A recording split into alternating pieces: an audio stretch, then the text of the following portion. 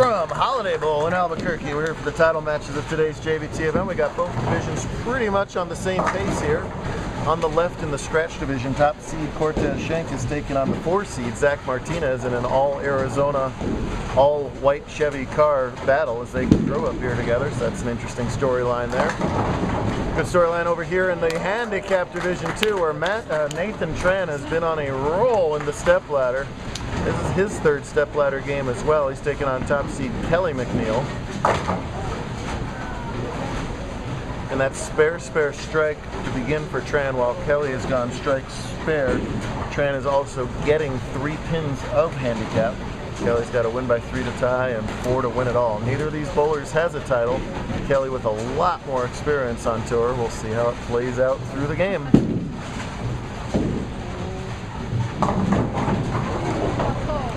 Trouble there. Let's see if Tez recovers from whipping that 310. That was Tez's second open frame in a row. And boy, follow that up with a solid 9, and Tez's body language tells the story right there. He wants to rip the monitor in half right now. Zach started open double.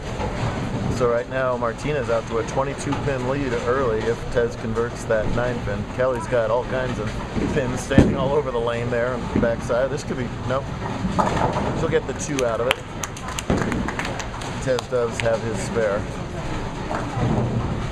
Kelly very consistent on tour throughout the years and just hasn't been able to break through for that title in singles. She has a doubles title. Oh, so close. A couple runner-up finishes for her, but no wins. On top of that, her little sister McNasty here, 6 inches to my left, got the Bowler of the Year award last year, so I'm sure she wants to start racking up some accolades of her own. It doesn't have my name on it. Yes, even though we wrote Kelly on it by total accident. There's a good shot for McNeil. Gets that light hit to tickle over. And our first look on camera at Zach Martinez in almost 3 years. Zach sort of made his mark on tour literally 3 seasons ago, where he won Cliff Castle back-to-back in scratch. Those turned out to be the only 2 titles of his career so far. Very unusual to just sweep a weekend fairly dominantly like he did back at Cliff Castle and sort of drop off the radar a little bit. So this is a return to form for Martinez that's been long awaited. Oh, but he chops off the 4 out of that cluster. And with that open over in the scratch division through 4 frames, Martinez's lead has shrunk to only 7. Shrinking lead also over here for Tran, as the 2-hander only went 5-2 there. He now trails by 1, but getting 3 for a 2-pin overall lead. So close matches here through 4 frames. The 2-hander short steps, whips through with pretty much all arm strength there, and those 2-handers of any age, when they hit the pocket, those pins talk. Martinez strikes as well. Fun weekend. We bowled qualifying over across the street at Leisure today. Bowled the semis and the finals here at Holiday, and it's literally across the street if you haven't been to Albuquerque. We did the reverse yesterday. Used the same patterns. Patterns play different on different surfaces. Those 2 centers have vastly different surfaces. So really a challenge for them to continue to adjust to everything out there on 2 tough lane conditions as well. Yesterday was on Scorpion, today was on Montreal. Similar length, but way different volume and shape. But similarly low scoring as well. Scratch cut was, what was it yesterday?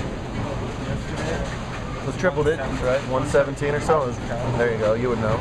No, minus 131 today, so didn't take a high score to make this cut. It took spares, and speaking of, there's a pretty bad misspare from Kelly right there, as that was a makeable 470. You gotta make the makeable spares. You're gonna leave some open frames no matter what, but you hope those are the big unconvertible stuff, not stuff like the 4.7 that's somewhat easy. I shouldn't say easy. By the way, touchdown Buccaneers 7-3 over the Saints. Spare working for Tez. That time he gets all 10. Only trails by 8. Let's see if McNeil can recover here. In her 6th frame, much lower rev rate, obviously, than the 2-hander. Nice basic game. She just wants to control that pocket and leave makeable stuff and then make it. Martinez also pretty low rev rate. So he's being able to play just kind of down the track and kind of doing a little fade there to the end. Nice looking shot, gives him the double and re-extends his lead. 2-4-5s are tricky on this pattern. Oh, just curves up at the end to avoid the chop. Yeah, hubby Chris to my right, sister Nasty to my left, and all kinds of trans over here. They've been quietly watching the whole show. That's not a tran, these are trans watching the whole thing over there. That's all right. Cheering on Nathan. And they're gonna give him a good round of applause for that. 10 Lafit is a double. And that's a double for Martinez. That's a triple for Martinez. Wow. He's sort of the unknown commodity over there in stretch. The other stretch finalists, William Yoder won yesterday. Braxton Williams made just about every top 5 last spring. Then Zach beat Sarah Vargas in the semi, so Sarah finished 1st and 3rd on the weekend. Everybody knows what to expect out of them. Tez, always tough. Not really sure what to make of Zach, and he has answered the call every time he's had a chance to. Wide right, doesn't get the washout. That's good news for Tran. This is a big shot for Tez to not let Zach get too far ahead of him. Oh yeah, that's why he's the top seed. Qualified 5th at plus 41, then shot 664 in the semifinals. Jumped into the lead. 8, drop the 8. Yeah, we need to add the 8 to that, please.